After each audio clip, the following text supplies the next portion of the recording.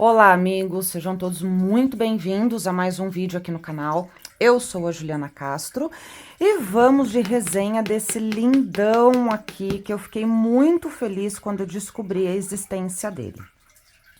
Esse lindão aqui, Tziner e Farber, provavelmente a pronúncia está incorreta. Essa versão aqui é uma segunda leitura deste lindão aqui. Que este aqui é uma segunda leitura de um que antecedeu a ele, mas que eu não tive acesso. É uma edição que não é mais fabricada, né? Não é mais publicada. Esse lindão aqui foi, se eu não me engano, o segundo vídeo que eu fiz no canal. Bem simplesinho, gente, bem amador. Eu faço questão de manter esse vídeo aí, porque registra, né, o começo aqui do canal. Eu acho bem importante eu olhar lá para aquele primeiro vídeo, primeiro não, né, eu acho que foi o segundo que eu coloquei, e ver o quanto eu cresci, né, o quanto eu desenvolvi, enfim, várias formas, né, para mim. Eu acho que o que eu mostro para vocês nos vídeos é uma fagulha do quanto que eu consegui crescer na minha vida pessoal, na minha profissão, enfim. E esse daqui foi o segundo vídeo, né, que eu coloquei no canal. Essa é uma edição de luxo e as cartas são gigantes. E aí, é um deck lindo, que eu queria usar todo dia. Esse daqui é um dos meus preferidos, tá? Se não for o que eu mais gosto, está entre eles. Só que ele é muito grande. Foi uma edição luxo, né?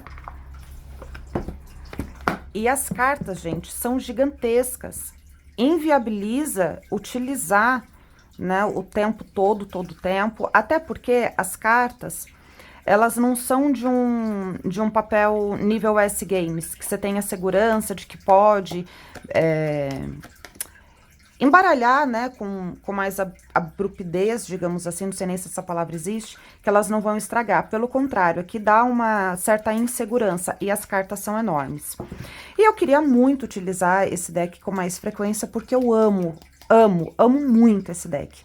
E aí, fiquei muito feliz quando veio essa edição. Fiquei muito feliz, vocês não fazem ideia do quanto. Eu vou colocar aqui do ladinho esse daqui, mas eu vou fazer um comparativo para vocês terem noção do tamanho das cartas. Foi, então, feito uma releitura. Eu não sei dizer para vocês se essa releitura modificou, né, algum dos arcanos aqui colocados. Não vou fazer esse comparativo no vídeo de hoje, mas farei, né, numa próxima oportunidade. Esse lindão aqui é distribuído por... não sei dizer. Ai, que para isso? É essa editora aqui, mas eu não sei se é Red Fitter. De verdade, eu não sei, gente. Não sei dizer qual o nome da editora. Eu comprei no impulso, porque essa arte aqui, ela é uma arte que não tem como a gente confundir com qualquer outra, né? A hora que eu vi, eu falei, ah, é meu. E é uma edição que vem numa caixinha, como vocês podem ver, né? Caixinha de imã, bem durinha, efeito matizado. É uma caixinha fosca, né? Não tem aquele brilho envernizado. Aqui as cartas. Que, como vocês já percebem, tem um brilho dourado, não é folha de ouro, então não é aquele efeito metálico. É uma cintilância que, inclusive, eu gosto mais desse dourado. Eu acho mais charmoso, mais bonito, mais elegante. Essa é a palavra. Eu acho que esse tom de dourado aqui deixa o deck mais elegante. E aqui o livro. Aqui nas primeiras páginas, a gente vai ter a introdução, né? Vai falar um pouco da história. Isso eu traduzi muito por cima, tá, gente? Mas vai falar um pouco da história desse deck. Aqui vai explicar muito sucintamente os naipes, né? Então, paus, espadas, copas e pentáculos. Copas é descrito desta forma, não é cups. E aqui começa, então, os arcanos. Aqui os arcanos maiores vai ter a figura ampliada. algumas palavras-chave e aqui explicação. Tanto a explicação das cartas na posição normal, aqui invertida. E assim se dá em todos os arcanos. Aqui nos arcanos menores, a explicação também vai ser proporcional, né? Geralmente, os autores colocam uma explicação bem larga, digamos assim, né? Bem mais extensa nos arcanos maiores e nos menores uma pequenina. Aqui meio que foi proporcional, tá? Um livro de uma qualidade muito boa, eu gostei bastante. E aqui no finalzinho, opções de tiragem. Inclusive, ó, com a explicação da carta invertida, tá? Aqui no exemplo, né, dessa tiragem, eu achei bem bacana colocar aqui a explicação para quem lê, né, de forma invertida. Eu acho que falta literatura para isso. Eu não leio de forma invertida, mas eu acredito que quem leia tem uma certa dificuldade de encontrar literatura nos decks, né, nos livros que acompanham os decks. E aqui tem várias explicações, estão vendo? Não sei se fica nítido para vocês, mas aqui, ó, 1, 2, 3 cartas invertidas em uma exemplificação de tiragem. Então, aqui foi colocado, né, uma premissa aí do que você pode interpretar. Para alguns, isso faz muita falta. E é isso, tem várias opções, gente, ó. É um livro bem vasto, com opções... Aqui, inclusive, a mandala, né? Aqui a mandala, colocado aqui como mandala mágica. Aqui, cruz celta. E todos com exemplificações, né? Do que aconteceu aqui, né? O significado dessas cartas dentro do que o autor colocou ali, nananã. E aqui... os autores. É isso. Vamos conhecer esse lindão. Qualidade, não é a melhor qualidade do mundo essas cartas, tá? É um papel. É um papel. Não tem um acabamento envernizado, são cartas foscas, ó. Eu acho... Pausa pra moto. Eu acho... que nesse deck específico, o fato de eu gostar tanto dele, fez com que eu tivesse um olhar um pouco mais crítico. Porque é a qualidade, por exemplo, de cartas da Lois Carabel, tá? É o mesmo tipo de qualidade, mas eu queria que tivesse mais próximo da US Games. Que são aquelas cartas que você pega no toque e tem certeza que você vai ter aquela carta pro resto da vida. Sabe assim? Porque, gente, vocês não fazem ideia do quanto sou alucinada nesse deck. Vocês não fazem ideia. E esse deck aqui, ele vai ser menor em todas as nuances, né? Ele é menor tanto na altura quanto na largura. Eu vou colocar aqui o comparativo com o último Lenormand que eu comprei do Ciro Maquette, Lustrons Lenormand, que já tem um padrão de carta completamente diferente, né? E esse lindão aqui continua sendo tão diferente quanto. A largura é a mesma, né? São estreitinhos, vai ter a largura de um Lenormand, porém ele é um pouquinho mais alto que ainda o deck do Ciro. Agora eu vou pegar um deck de lata, né? Aquelas versões da US Games, que as cartas são menores, mas não tão diminutas quanto mini decks, né? A largura é a mesma e ele é mais alto. E agora eu vou comparar com uma carta de tarô mediano. Aqui o Gilded. E percebam, ele é mais baixo e mais estreitinho. Então, ele é um deck de cartas pequenas, mas não dá para comparar essa carta pequena com nenhuma outra carta pequena, porque é um tamanho diferente, tá? Vou colocar aqui na palma da minha mão. Ah, eu acho que vai ter um comparativo bacana com esse aqui, ó. Muitas pessoas têm esse mini deck, que é uma resenha que eu também vou colocar aí no canal. Em breve, não sei quando. Muitos têm, né, esse mini deck aqui. O mini deck, ele ainda é bem menor do que essa carta. Olha a diferença. Então, não tem um parâmetro dessa carta aqui, gente. Não tem um parâmetro. É um tamanho agradável, para mim ficou um tamanho agradável para embaralhar, para dispor, né, em tiradas grandes, como por exemplo a mandala astrológica. Esse deck aqui, ele é bem providencial, eu gostei bastante do tamanho. A qualidade eu acho que poderia ser melhor, mas por eu gostar tanto do deck, tá? O verso dá tranquilamente para jogar de forma invertida. E essa folha de ouro, né, folha de ouro não, desculpe. Esse trabalho dourado, a folha de ouro, eu escuto muito, principalmente no Alex Tarólogo, que folha de ouro é aquele trabalho metalizado, né? E aqui não tem o trabalho metalizado, é uma cintilância. Eu acho um charme. E é isso. Vamos lá conhecer esse lindão. Se vocês quiserem o comparativo dele com a edição maior, me avisem que eu faço, tá bom? Coloquem aí nos comentários. Então, aqui o louco, ao contrário, eu vou fazer uma pequena comparação, tá? Aqui, nas cartas grandes, vai ter uma borda. Este daqui não tem. E aqui eu já percebo uma pequena diferença. Eu não vou achar facilmente o louco para mostrar para vocês.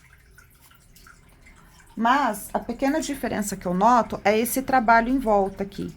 Mas, enfim, se vocês quiserem que eu faça o comparativo dos dois, eu faço. Vamos lá. O louco. O mago. Percebam que são cartas completamente fora do tradicional.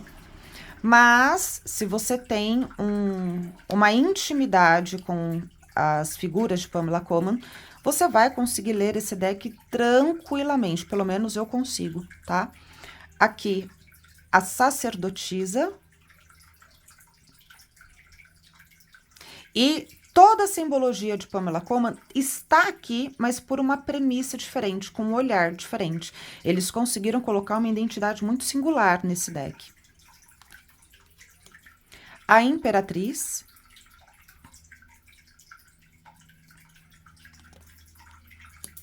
O Imperador, e eu achei providencial ser um sultão, né? Aquele que manda, que governa, que dita as regras, que tem conforto, enfim. O Hierofante. Os Enamorados. E aqui eu achei sensacional ter essa persona aqui, né? Porque algumas pessoas veem na carta dos enamorados uma possível traição, né? Uma possibilidade de escolha entre duas pessoas. E ter uma terceira pessoa, na verdade, aqui, dá essa possibilidade numa interpretação mediante o desenho, né? Quem já fez aula comigo sabe que as minhas leituras são sempre intuitivas, no sentido de tirar a mensagem da premissa do desenho impressa ali na carta. Por isso que eu tenho esse olhar tão atento para as figuras. São as figuras que me remetem à resposta. Se você tem dificuldade de ler desta forma, eu fiz um curso de tarô intuitivo na prática. Esse curso, ele sempre fica na descrição dos vídeos. Então, é só você ler ali. Ali eu coloquei, na descrição, eu coloquei informações sucintas do que foi trabalhado neste curso. E ficou um curso bem bacana, bem intenso, modéstia à parte. A Carta da Força. E nesse curso, eu explico como que você faz esse olhar, tá? O porquê, da onde que vem, tá? Tem a ciência para dar base, né, na intuição. A intuição não é uma coisa que a ciência não entende. Entende, explica e comprova, tá? Aqui é a carta do eremita. A roda da fortuna.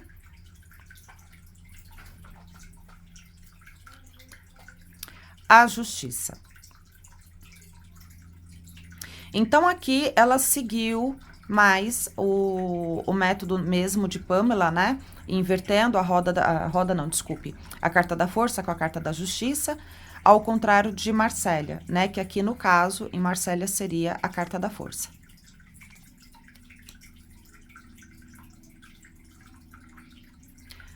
o dependurado ou enforcado. E aqui uma leveza sensacional, né? Ele tá meio que dançando. Linda essa carta. Todas são. A morte.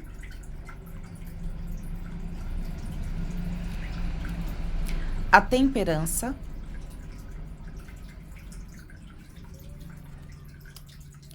O diabo. Eu acho essa carta lindíssima. Principalmente pelo que eu vejo do diabo. Eu acho essa carta sensacional. A torre. A estrela.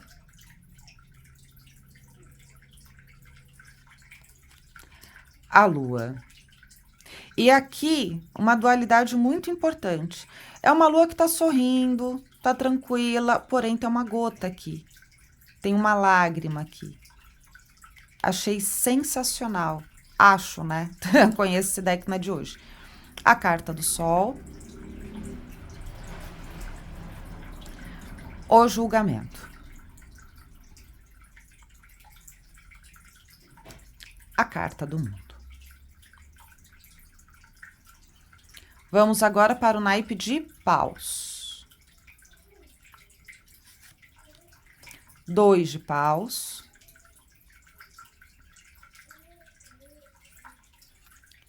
3 de paus. Aqui nos arcanos menores, se você não tem conhecimento a respeito dos arcanos, pode ser que você se confunda um pouco, tá? Porque, de fato, é uma pintura completamente inusitada, muito ímpar, muito singular.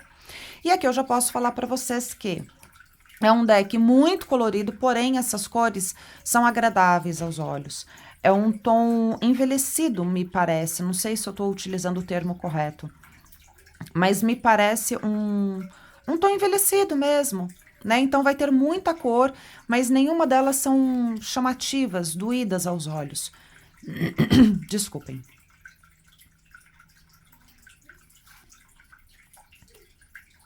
E me parece, em alguns momentos, um certo trabalho de colagem, mas de colagem de pintura em cima de pintura, né? Não uma foto colocada aqui, e sim pinturas à parte que foram encaixadinhas conforme o contexto, sabe? E que ficou um trabalho, novamente, singular. Esse deck é muito singular, muito. Aqui as cartas da corte, então, pajem é descrito como princesa, e o que tem total sentido. Príncipe como cavaleiro.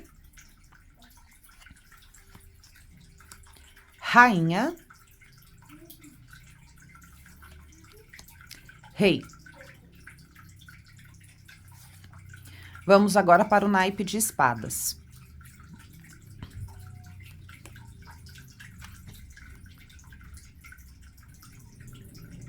Esse 2 de espadas, ele é muito inusitado, porém muito pertinente. É como se ela tivesse em uma frecha do tempo. Desculpem, gente, eu tô com a sinusite atacada. É como se ela estivesse numa brecha do tempo pausada para discernir, decidir, equilibrar egos. Enfim, para mim esse deck ele é muito intuitivo, ele é muito expressivo. 3 de espadas. E subjetivo, né? Aqui, por exemplo, em uma leitura, eu já enxerguei essa parte aqui como pequenas covas, coisas que morreram emocionalmente para esta pessoa e que estava atolando ela de sofrimentos. Então, para mim, esse deck, ele trabalha muito com a nossa intuição. Muito, muito, muito, muito. O 4 de espadas denotando a pausa necessária, mas não é uma pausa que a vida tá te obrigando a parar. Não, é você que precisa dessa pausa, né? Um momento de conexão com você para com você mesma. A sua cabeça precisa pausar, parar de pensar, questionar, culpar. Sua cabeça precisa pausar. Eu acho sensacional essa carta. 5.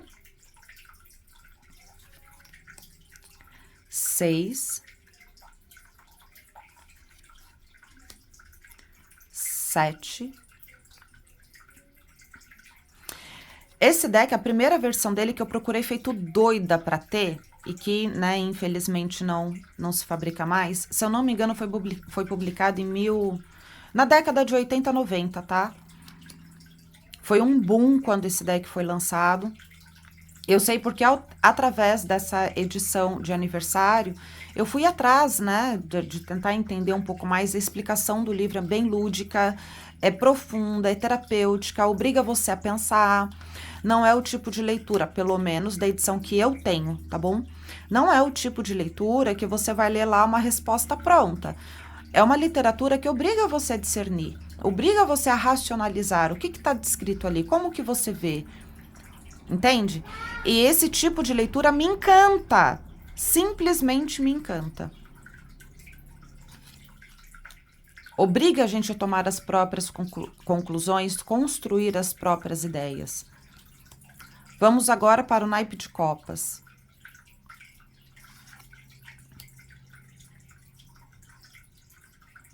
Esse 2 de copas aqui, muito bonito, intuitivo.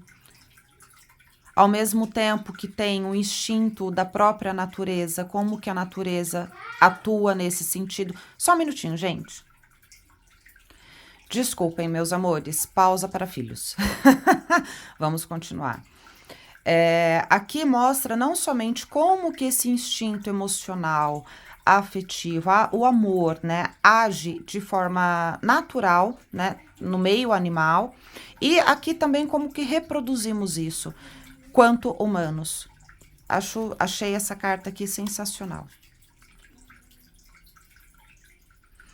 E aí, essa edição, né, que eu procurei, se eu não me engano, foi publicada entre década de 80, década de 90, teve uma explosão muito grande.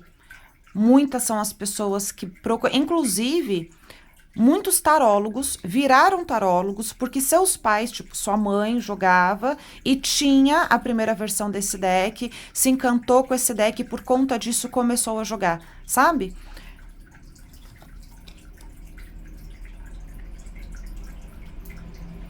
Esse 6 de copas também é sensacional.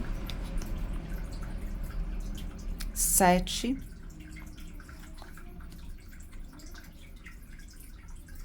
8.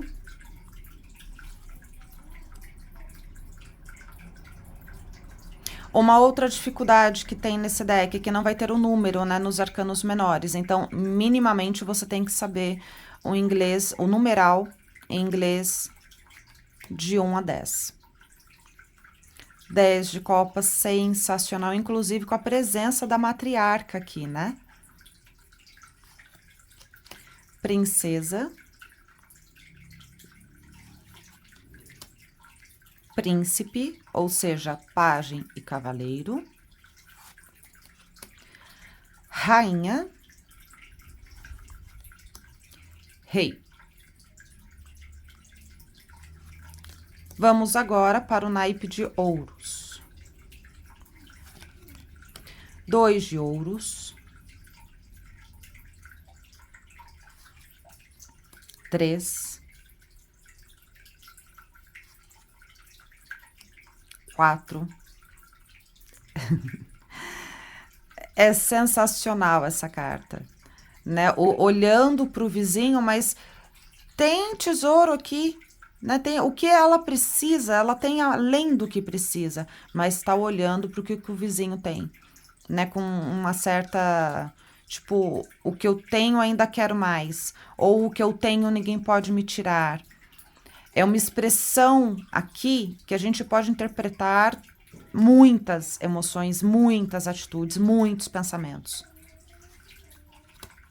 5.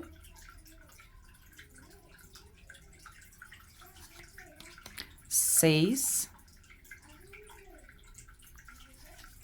7. 8. 9. 10. Uma das poucas cartas que saem dessa paleta toda meio rosa, meio lilás, meio azul, né? É uma das poucas cartas que foge dessa paleta. E eu acho sensacional essa carta. Princesa. Príncipe. Então, pajem cavaleiro. Rainha. Rei.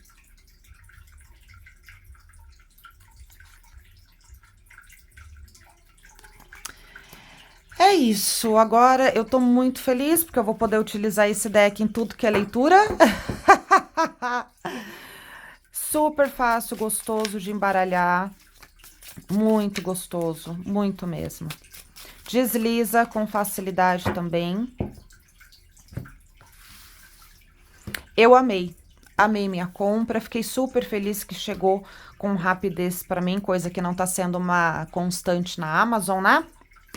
Vou deixar o link aí onde adquiri, que foi pela Amazon. E é isso.